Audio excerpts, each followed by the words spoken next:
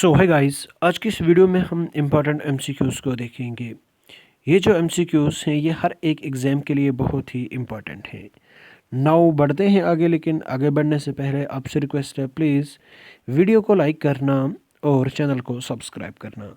Now the question क्या बोलता है, द वर्ड सेक्युलरिज्म मीन्स, जो वर्ड सेक्युलरिज्म है इसका मतलब क्या है। Option A, suppression of all religions, freedom of worship to minorities, separation of religion from state, या फिर system of political and social philosophy that does not favor any particular religious faith। तो इसका जो सही आंसर है वो option D है, यानी कि ये एक सिस्टम है पॉलिटिकल और सोशल फिलॉसफी का जो कि किसी भी पर्टिकुलर रिलीजियस फेथ को फेवर नहीं करता। ठीक है। नाउ द नेक्स्ट क्वेश्चन क्या बोलता है, इन अ फेडरल स्टेट में क्या होता है। State are more powerful than centre, centre is more powerful than states, presidential form of government functions, या फिर constitution effects division of power between centre and state. तो इसका जो सही आंसर है वो ऑप्शन ए है, यानी कि स्टेट्स जो हैं ये मोर पावरफुल होते हैं सेंटर से। ठीक है। नाउ द नेक्स्ट क्वेश्चन क्या बोलता है, India adopted a federal form of government because of, India ने फेडरल फॉर्म ऑफ गवर्नमेंट को क्यों अडॉप्ट किया, किस वजह से। Option A, vast territory, cultural integration, linguistic and regional diversity, या फिर एडमिनिस्ट्रेटिव कन्वीनियंस। इसका जो सही आंसर है वो ऑप्शन सी है, यानी कि लिंग्विस्टिक एंड रीजनल टेरिटरीज की वजह से इंडिया ने फेडरल फॉर्म ऑफ गवर्नमेंट को अडॉप्ट किया। ठीक है। नाउ द नेक्स्ट क्वेश्चन क्या बोलता है, the preamble of the constitution reads, preamble of constitution को हम कैसे पढ़ते हैं। बहुत सारे यहाँ पे ऑप्शंस हैं, तो अगर मैं पढ़ता रहूँगा तो बहुत टाइम लग जाएगा, आप इनको खुद ही पढ़ो। मैं इसका सही आंसर बताता हूँ। इसका सही आंसर जो है वो ऑप्शन डी है, यानी कि we the people of India in our constituent assembly adopt, enact and give to ourselves this constitution. ये करेक्ट तरीका है पढ़ने का। ठीक है, ऐसे हम इसको रीड कर सकते हैं अपने प्रीएम्बल को। नाउ द नेक्स्ट क्वेश्चन क्या बोलता है, which one of the following statement is correct, कौन सा स्टेटमेंट करेक्ट है। क्या प्रीएम्बल जो है ये कॉन्स्टिट्यूशन का पार्ट है और इसको हम अमेंड कर सकते हैं अंडर आर्टिकल 368 के अंदर हम इसको अमेंड कर सकते हैं, या फिर प्रीएम्बल जो है ये कॉन्स्टिट्यूशन का पार्ट नहीं है और इसको हम अमेंड भी नहीं कर सकते, या फिर प्रीएम्बल जो है ये कॉन्स्टिट्यूशन के बेसिक स्ट्रक्चर का पार्ट है और इसको हम अमेंड कर सकते हैं लेकिन इसके बेसिक स्ट्रक्चर को चेंज नहीं कर सकते बिना बेसिक स्ट्रक्चर चेंज किए, या फिर प्रीएम्बल जो है इसको पार्लियामेंट सिंपली अमेंड कर सकता है बाय एन ऑब्जेक्टिव रेजोल्यूशन। तो इसका जो सही आंसर है वो क्या हो सकता है, इसका सही आंसर जो है वो ऑप्शन सी है, यानी कि जो प्रीएम्बल है ये कॉन्स्टिट्यूशन के बेसिक स्ट्रक्चर का पार्ट है और इसको हम अमेंड कर सकते हैं लेकिन बेसिक स्ट्रक्चर को बिना चेंज किए, इसके बेसिक स्ट्रक्चर को हम चेंज नहीं कर सकते। ठीक है। नाउ द नेक्स्ट क्वेश्चन क्या बोलता है, the word socialist, secular, unity and integrity of nation were added to our constitution by, इसको किसके थ्रू हमने ऐड किया है, किसको, word socialist, secular, unity and integrity को। 42nd amendment of constitution, 44th amendment of constitution, 46th amendment of constitution, या फिर none of the above. इसका सही आंसर जो है वो ऑप्शन ए है, यानी कि 42nd amendment of the constitution से हमने इन चार वर्ड्स को ऐड किया है, socialist secular unity and integrity को। कहाँ पे? अपने कॉन्स्टिट्यूशन में। ठीक है, नाउ द नेक्स्ट क्वेश्चन क्या बोलता है? The preamble of the constitution of India envisages that option A, it shall stand part of the constitution, it could be abrogated, whipped out from the constitution, it does not acknowledge, recognize, proclaim anything about the constitution, या फिर it has separate entity in constitution। तो इसका जो सही answer है वो option D है, यानी कि it has separate entity in the constitution. इसकी एक सेपरेट एंटिटी है किसमें? कॉन्स्टिट्यूशन में। ठीक है, नाउ द नेक्स्ट क्वेश्चन क्या बोलता है? The correct nomenclature of India according to the preamble. Preamble के मुताबिक करेक्ट नोमेनक्लेचर कौन सा है इंडिया का? Option A, sovereign secular democratic republic, sovereign democratic republic, sovereign socialist secular democratic republic, या फिर sovereign secular socialist and democracy. इसका जो सही आंसर है वो ऑप्शन सी है, यानी कि sovereign secular socialist and democratic republic. ठीक है, नाउ द नेक्स्ट क्वेश्चन क्या बोलता है? India is a democratic republic because. India क्यों डेमोक्रेटिक रिपब्लिक है? Option A, there is independence of judiciary, the head of the state is elected by people, there is distribution of power between center and state, या फिर there is parliamentary supremacy। तो इसका जो सही answer है वो क्या हो सकता है? इसका सही आंसर जो है वो ऑप्शन बी है, यानी कि जो हेड है स्टेट का वो इलेक्टेड है, जिसको लोगों ने इलेक्ट किया है। ठीक है, नाउ द नेक्स्ट क्वेश्चन क्या बोलता है? The preamble of our constitution is. क्या है हमारे कॉन्स्टिट्यूशन का preamble? It is the part of constitution. क्या ये कॉन्स्टिट्यूशन का पार्ट है? It contains spirit of the constitution, it is a limitation upon the granted power, या फिर नन ऑफ द अबव। इसका जो सही आंसर है वो ऑप्शन बी है, यानी कि it contains the spirit of the constitution. ठीक है, नाउ द नेक्स्ट क्वेश्चन क्या बोलता है? Which of the following is not a part of preamble of the constitution? कौन सा एक वर्ड ऐसा है जो कि कॉन्स्टिट्यूशन के प्रियम्बल का पार्ट नहीं है? Option A, secularism, option B, socialism, option C, democratic republic, option D, federalism.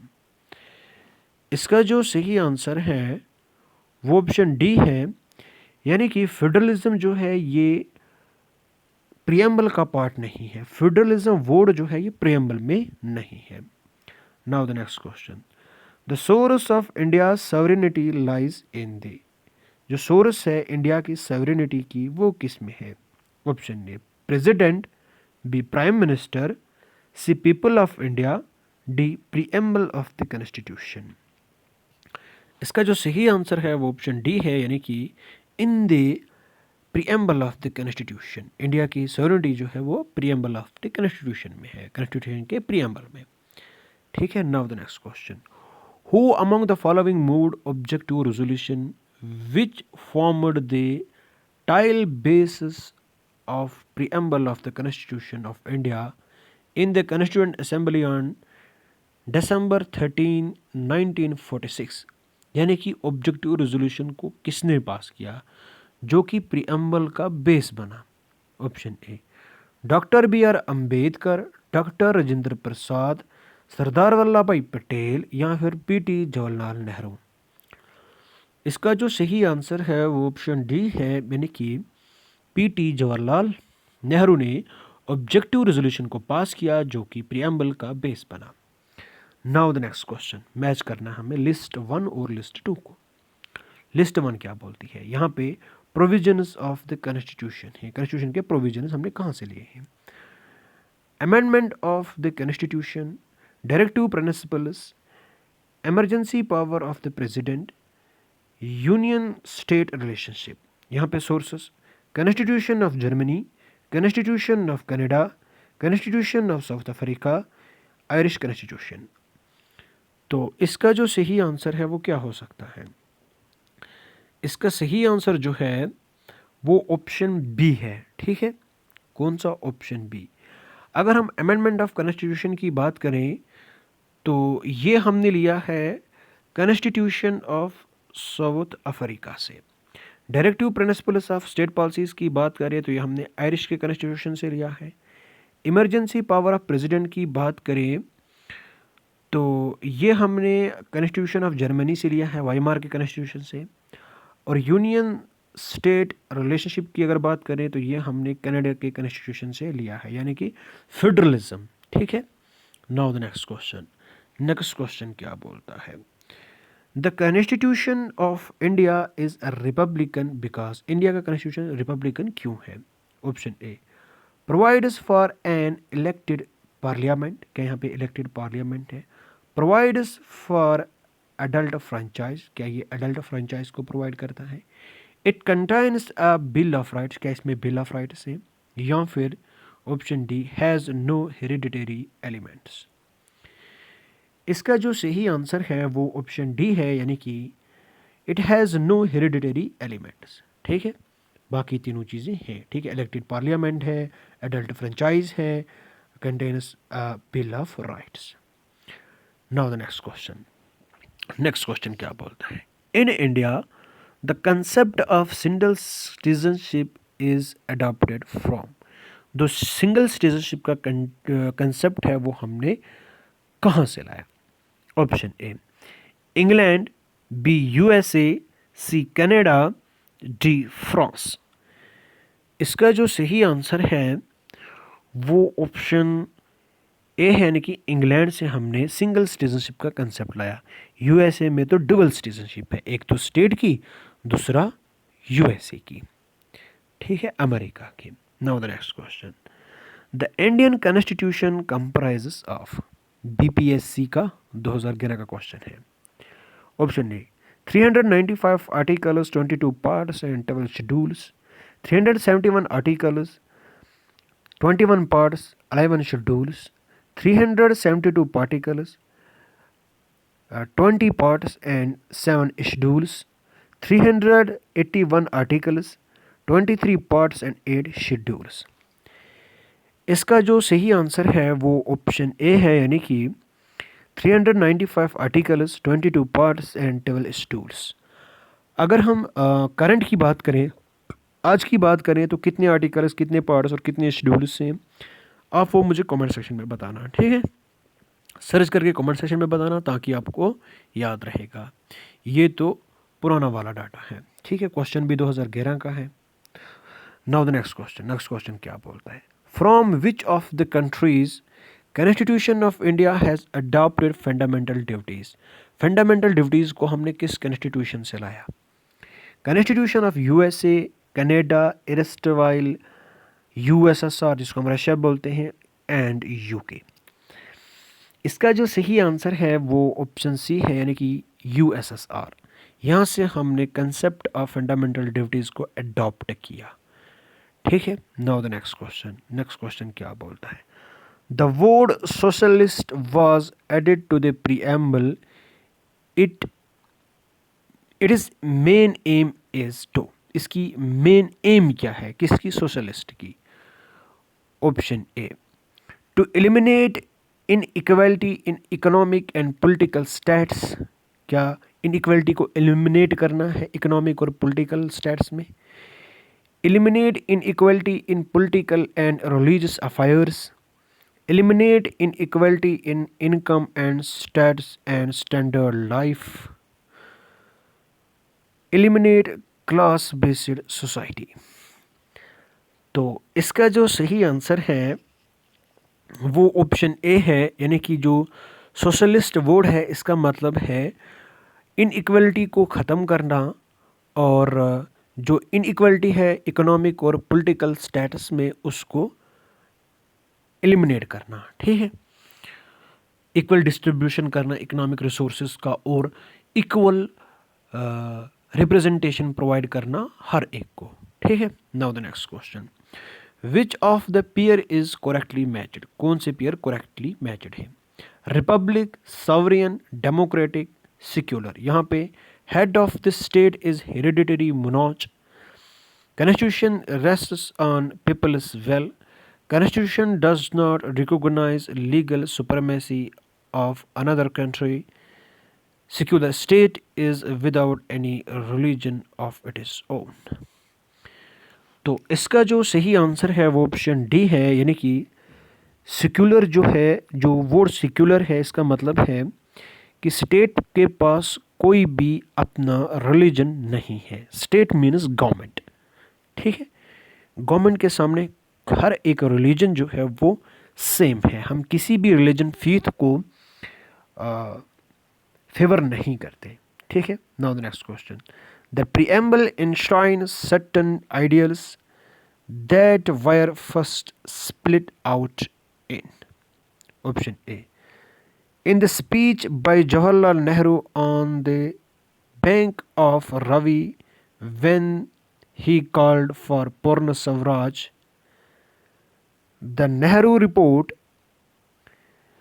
a resolution adopted at Karachi session of the Indian National Congress.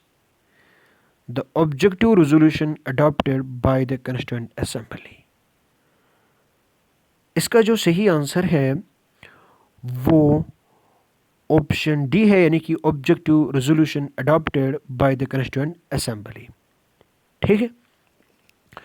तो यहाँ से कुछ ऐसी चीज़ें थी वो यहाँ प्रीएम्बल में दाखिल हुई।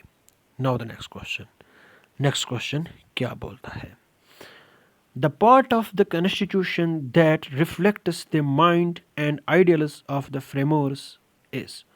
कौन सा पार्ट ऐसा है जो कि फ्रेमर्स के माइंड को रिफ्लेक्ट करता है। Option A, directive principles, B fundamental rights, C preamble, D citizenship. इसका जो सही आंसर है वो ऑप्शन सी है, यानी कि preamble. Now the next question, which of the following determines that the Indian constitution is federal. कौन सी चीज़ ऐसी है जो डिटरमाइन करती है इंडिया कॉन्स्टिट्यूशन जो है ये फेडरल है। A written and rigid constitution, independent judiciary, vesting of residuary power with the centre, या फिर distribution of power between centre and the state. इसका जो सही आंसर है वो ऑप्शन डी है, यानी कि distribution of power between centre and state. ये हमें क्या बताता है, ये बताता है कि इंडिया का कॉन्स्टिट्यूशन जो है वो फेडरल है, ठीक है। नाउ द नेक्स्ट क्वेश्चन क्या बोलता है, the Indian constitution is regarded as. Indian constitution को कैसा बताया जाता है, federal, unitary, parliamentary, federal in form and unitary in spirit. तो इसका जो सही आंसर है वो मेरे भाई ऑप्शन डी है, यानी कि federal in form and unitary in spirit, ठीक है। नाउ आई होप आपको ये वीडियो पसंद आई होगी। प्लीज़ वीडियो को लाइक करना और चैनल को सब्सक्राइब करना। Thank you and bye bye, have a nice day.